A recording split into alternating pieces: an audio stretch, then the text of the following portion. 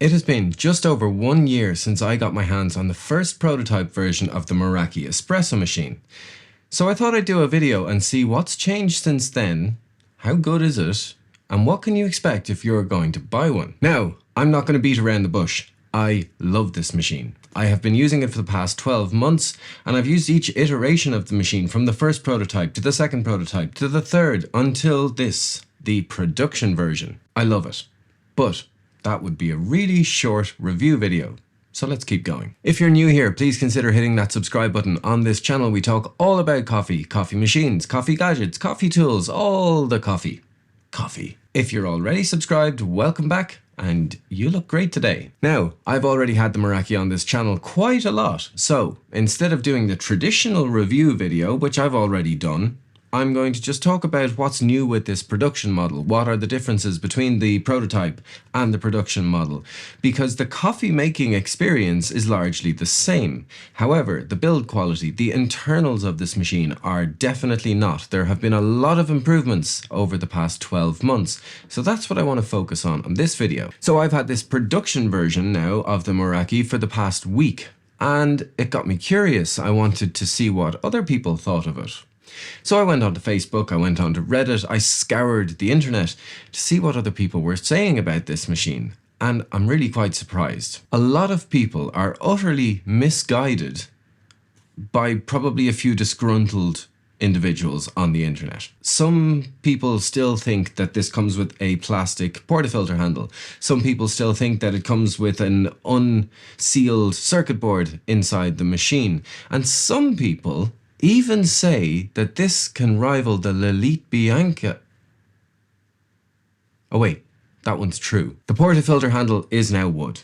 The circuit board inside the machine is sealed, and there have been a lot of other improvements made on the internals of this machine and the finishing. But I get it, right? You hear about one bad thing about a machine and the internet blows up and you're never going to give it another thought. Well, then you're in the right place, because we're going to address some of those things today. Meraki did send me this machine, but as always, I'm going to try and be as unbiased as possible. They don't get to see it before you do, and everything that I do say, I feel like I've got a lot of experience with this machine, so you can take it as truth. On this channel, the biggest goal is just to give general good consumer advice so that you guys know what you're in for if you do make a purchase. I also only partner with brands that I really do want to work with, so a lot of testing has gone into this machine. In fact, 12 months of testing has gone into this machine, and a lot of testing goes into all the machines that I review. That all out of the way, off the bat, this thing is finished really, really well. All the bits that you interact with are good, they're tactile, they're solid, they feel really well made. The extraction paddle is made of metal. The steam paddle is made of metal. The grinder paddle is not made of metal, though with the gearing system that's in there, it feels solid, it feels well made, it doesn't feel like it's going to break or fall off. The whole extraction unit part is made of metal, apart from the top cover.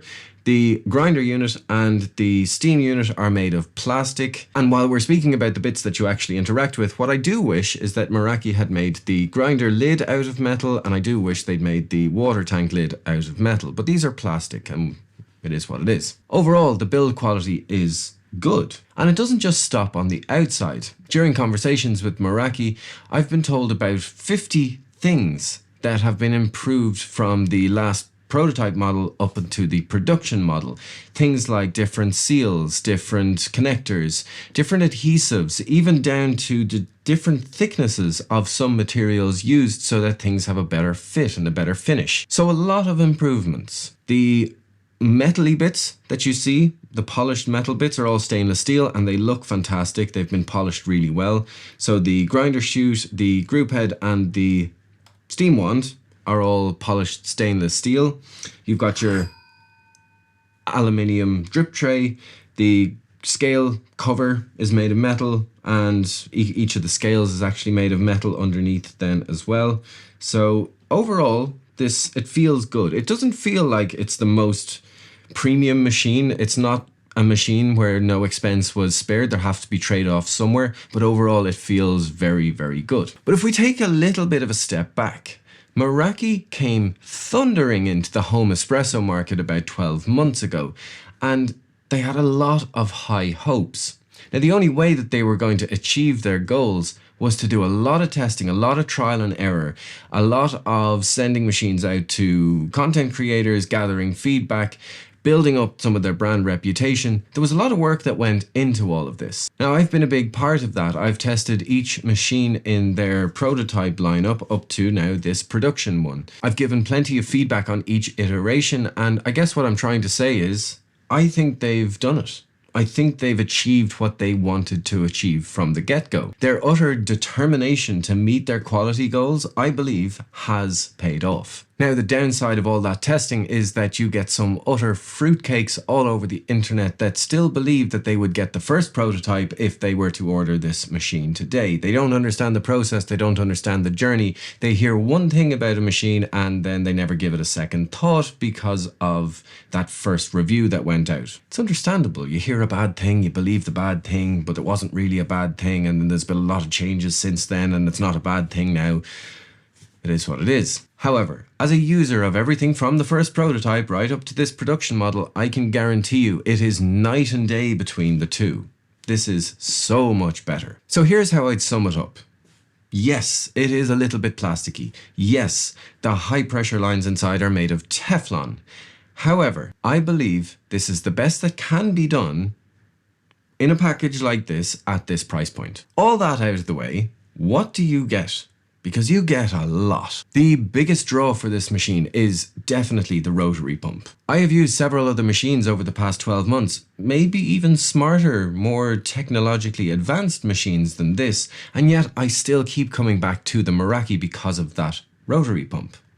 It's just nicer, it sounds nicer, it's more consistent, it'll last longer, and it'll make coffees back to back, shot after shot after shot, and it won't even break a sweat. The next big thing for me is the dual boilers. Dual boilers and a rotary pump.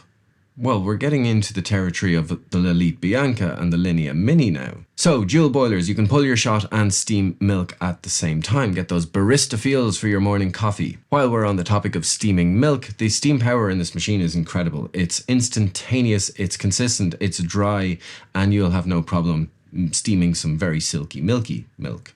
You can even play with different steam levels, so steaming for any type of milk-based drink is a breeze with this machine. The next one for me then is the pre-infusion settings. So you've got a lot of different settings to play around with that'll suit all different types of beans, different roasts, and that's more than enough for the home coffee enthusiast. Then, for just sheer ease of use, they've got dual scales built in, so you can grind by weight and then brew by weight.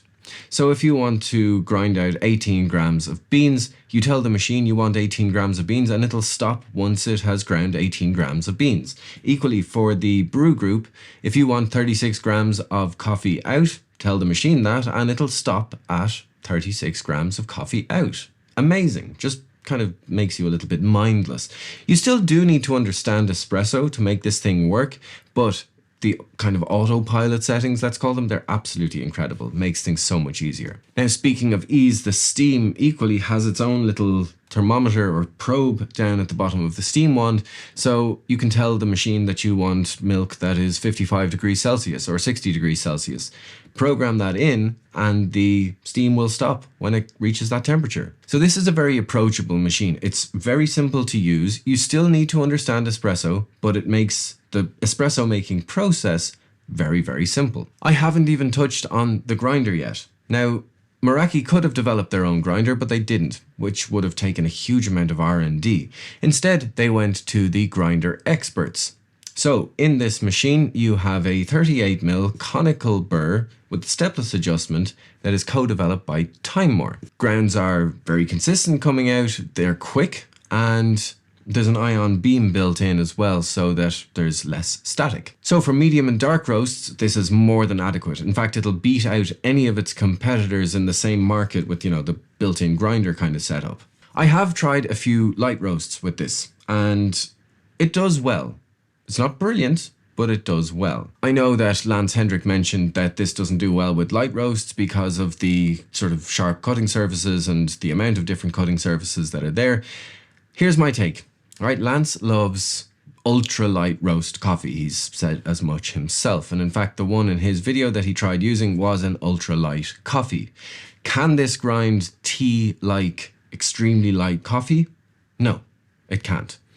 Not consistently anyway. But for the average coffee enthusiast like you and me, we're probably going to be okay. Most roasters out there are not roasting massive batches of ultra light roast coffee. So for the general public, I think we're going to be fine. And in fact, I'd go as far as saying, if you're an ultra light coffee drinker exclusively, chances are this machine is not really for you anyway. Now, I have done a comparison test with this grinder against other grinders in the same class. I've equally done a temperature test, temperature consistency test between the Meraki and a couple of other machines. If you want to watch that, go and click the link up there or over there or somewhere over there. So from a user experience perspective, this machine is great. It's easy to use, it'll make great coffee, and it'll do it back to back to back to back to back. Over and over and over. And there are two things I do not like about this machine, and I can't make this video without mentioning both of them. They both relate to the portafilter. The portafilter is made of stainless steel, and equally, the lock-in mechanism in the brew group is made of stainless steel. As we know, stainless steel against stainless steel does not make for the best of noises, experiences.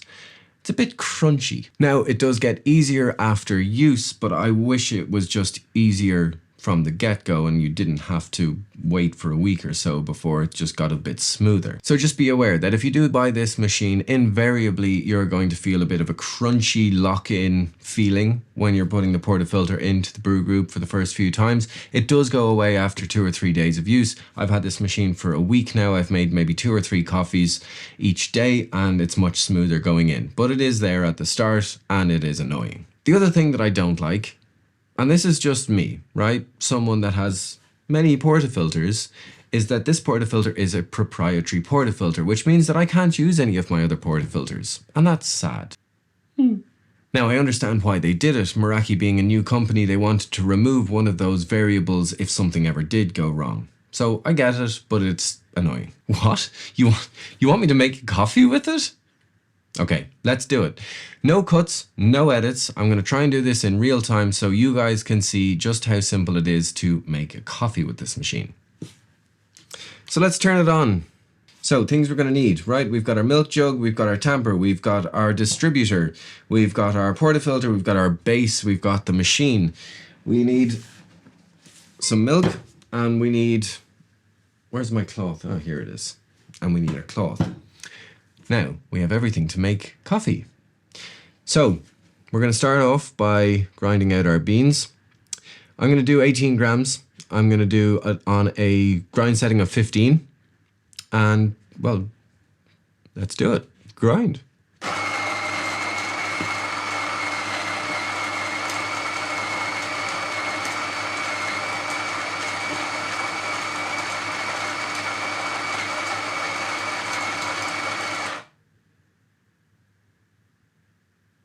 17.7. Okay, that'll do. Good grounds, nice and fluffy. Let's get them into our portafilter. We might as well use this. I'm not the biggest fan of the portafilter stand, although this one has gotten an awful lot better. The wood finishing is a lot better than previous prototype versions. Okay, beans in.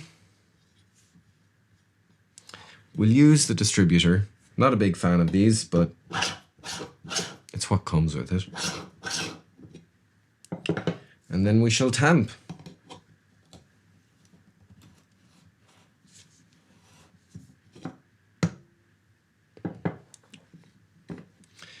Okay, let's lock it in.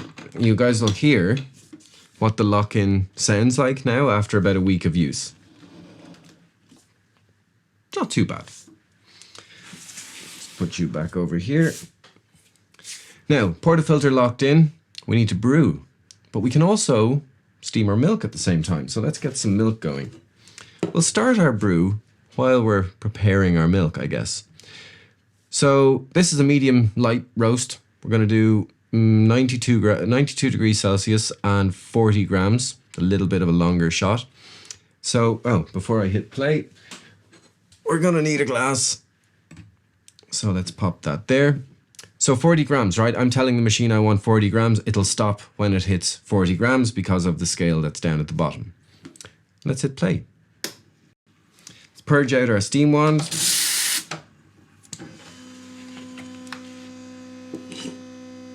Let's get our milk in. You can hear the rotary pump now. It's so quiet. This is weird doing this sitting down, but we'll give it a go.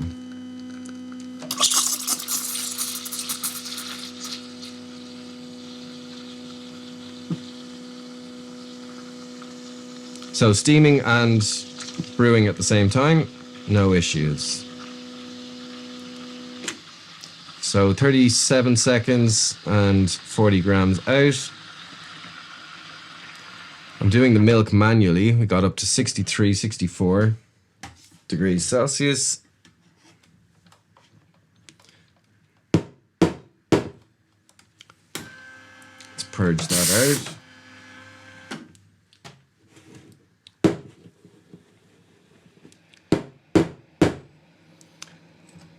We've got our espresso, we've got our milk. Let's make a little cortado.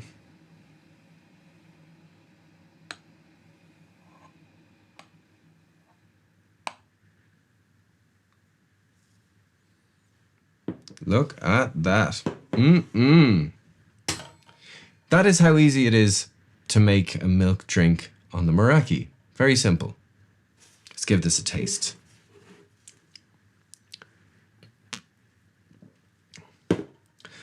God damn, that's good. So here's the question. Should you buy this machine?